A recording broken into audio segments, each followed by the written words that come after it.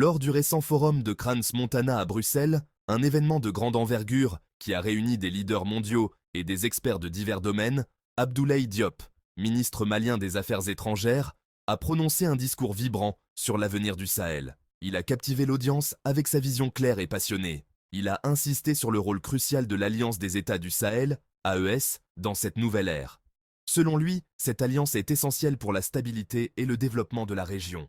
Comprendre que les États du Sahel ne sont pas que les 3 États du Sahel ou même ce qui était appelé avant le G5 Sahel, mais que le Sahel comprend du Sénégal jusqu'à la Somalie et le Maroc, la Libye, d'autres pays font tous partie de ce Sahel où Diop a mis en avant l'importance capitale du dialogue et de la coopération entre les pays membres de l'Alliance des États du Sahel.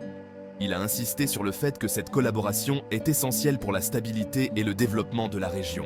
Il a également souligné la nécessité de collaborer avec les pays voisins et les États de la CEDEAO pour renforcer les liens économiques et sécuritaires.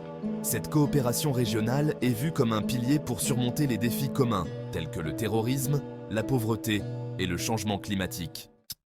Il est impératif de discuter ensemble des modalités de notre cohabitation et de notre développement commun, a-t-il martelé.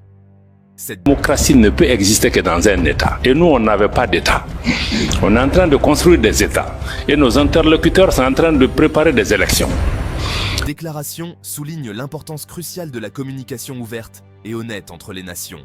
Cette déclaration témoigne d'une volonté claire de consolider les relations au sein du Sahel. Les dirigeants des États sahéliens se sont engagés à travailler main dans la main pour surmonter les défis communs et de favoriser la stabilité régionale par le biais du dialogue et de la coopération. En mettant en œuvre des projets collaboratifs, ils visent à créer un environnement plus sûr et prospère pour tous les habitants de la région. La présence du ministre Diop à Bruxelles visait principalement à engager un dialogue constructif avec les partenaires internationaux et les acteurs clés du développement régional. Le ministre malien a insisté sur le fait que les décisions concernant l'avenir du Sahel doivent être prises dans un cadre inclusif, en tenant compte des réalités locales.